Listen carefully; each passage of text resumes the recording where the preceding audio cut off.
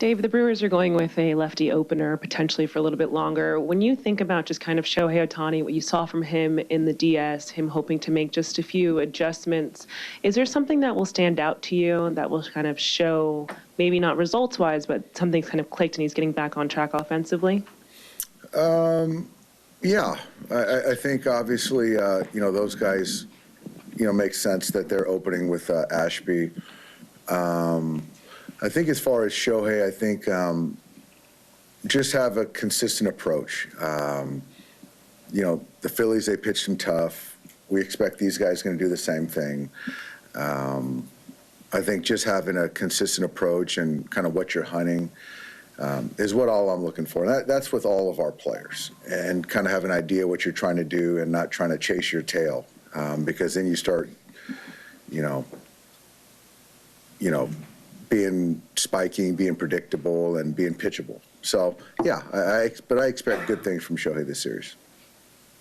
Jack, third row on the far right. Dave, Pat Murphy has not been shy about describing his team as the underdog in this series. I think he joked today he wasn't sure if most of your players could name 8 Brewers.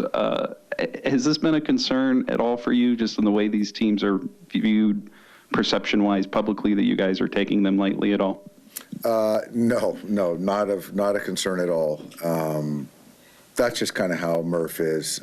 He tries to get in the psyche, and he's telling his team the opposite, right, in the clubhouse behind closed doors. So we know the act. He's going to have his guys prepared, but no, we're prepared. We're playing good baseball, and we expect the same out of those guys. And all that, the talk isn't going to really factor in on, once the game starts. And then teams make a lot of errors against these guys with the way they play. What is it about what they do that kind of leads to that? And how do you guys kind of get your guys prepared to try to avoid some of that defensively? I think what it starts with is they give a hard 90. They run hard. They give a good effort. They try to be opportunistic on the bases, take the extra base. The batter runner is always aggressive as a trail runner. And so with that, it puts a little bit more pressure on the defense to be sure-handed, to be a little bit quicker. And so we're certainly prepared for that and understand that's how they play, and that's the way you're supposed to play. Sonia, second row. Dave, what was kind of behind the decision to add Casparius and then remove Rushing from the roster? With the rushing piece, we felt that Will is in a good spot to feel that we don't need to protect him to have a third catcher.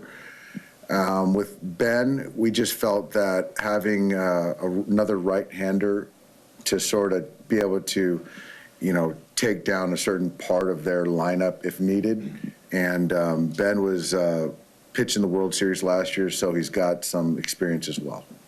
With Ben, do you think that not only the minor league stint, but maybe having a little more downtime these past couple weeks can help him get back to where he was first couple months of the season? I think so. Yeah, he's throwing the baseball really well.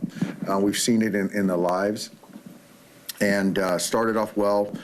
Then he kind of hit a lull towards the end of the season, but going to the minors and working on his delivery, the confidence, all that stuff, he's taken it and run, and he's in a good spot right now.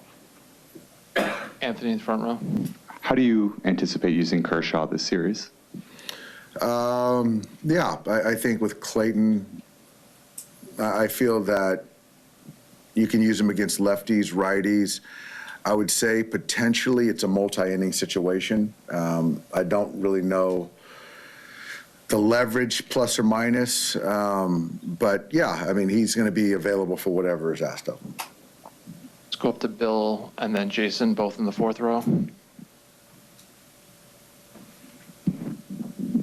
Yeah, Dave, they opened with their closer in Game 5 against the Cubs, an opener now. You're probably going to see some more openers during this series.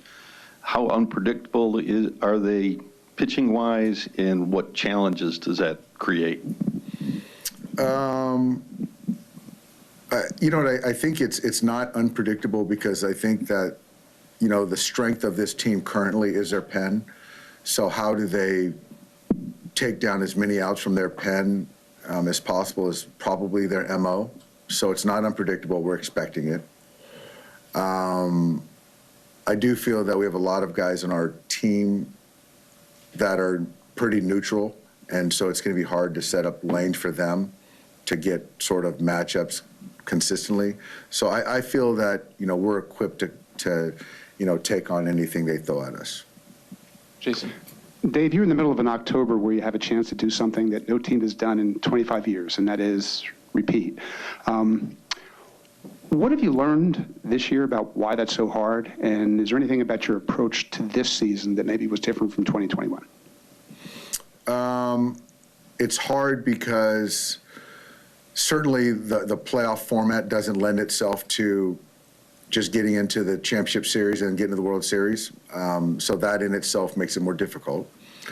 The other part of it is hard is, getting guys to play their best baseball at the right time and to keep guys, playing at a high level for 162 to get to the postseason, to then give yourself a chance to win 11 or this year 13 games in October.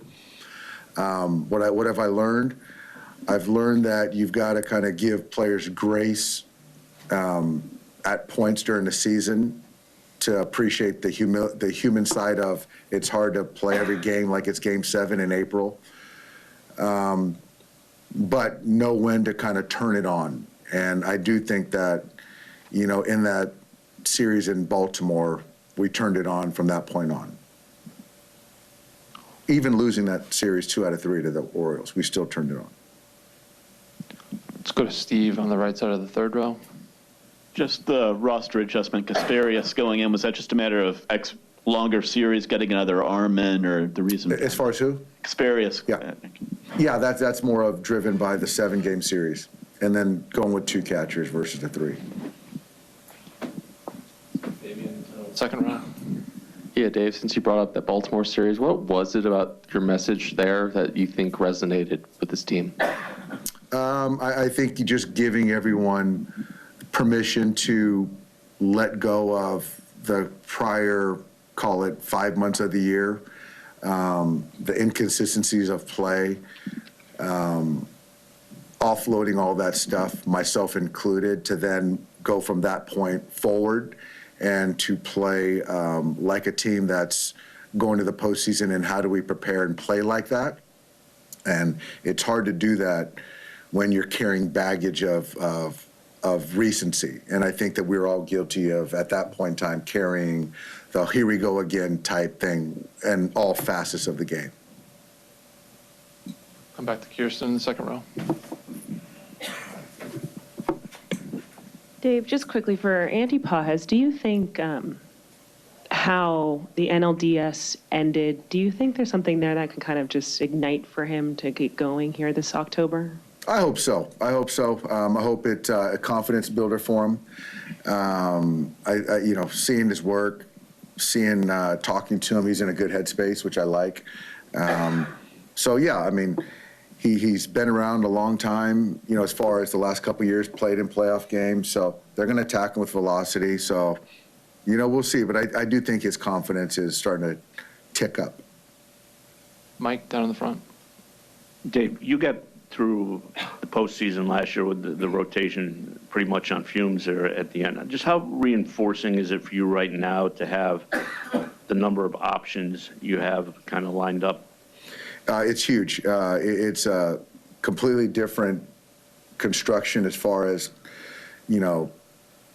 the pitching, and it's a good thing when your best arms in each particular game are going to take down the most outs.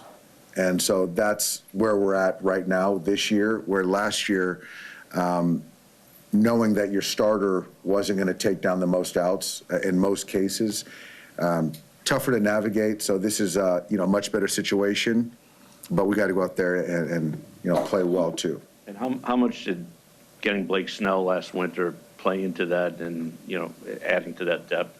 It was great. I mean, he's a bona fide ace. Having him take the ball, feeling that he's always essentially going to be the best option on the mound. And obviously with Yoshinobu, what he's done this year for us, taking another step forward, and having Tyler come back and pitch the way he has been huge for our club. Obviously, yeah. Let's go up to Jesse on the far right of the fourth row. Just a follow-up to that, Doc. Obviously, this is kind of the culmination of a season-long plan with these starting pitchers. Yeah. I mean, could have worked out any better in this moment, having them exactly where they are? I mean, did this plan start in spring training? You know, I wouldn't say it started in spring training. We expected Blake to be healthy, Blake Snell to be healthy coming out of camp. And then he just was balky, his shoulder. And then so to kind of put him on ice, to save bullets, to get him strong and for the duration, that's kind of how it happened, and wouldn't change that. There was some cost and having other guys take down some of the stuff in the earlier part of the season. Same thing with Tyler. We expected him to go wire to wire and pitch more than he did last year. But I think that, yeah, to your question, Jesse, we couldn't have had it any better as far as the workload where guys are at, and even Shohei. We were very methodical and pitching him 1 inning at a time to 2 to 3 to 4, and so now to feel that he's built up in a way that he is, I think that we couldn't have it couldn't have played out any better. So a lot of credit goes to the training staff, the coaching staff. All those guys did a fantastic job. We'll finish up with David, fourth row on the aisle. Dave, will the outcomes of these 2 games determine when you have Glasnow and Ohtani pitch back at home, or is that already set? Already decided. No. All right, Dave, appreciate the All right, time. thanks, See you guys. post game.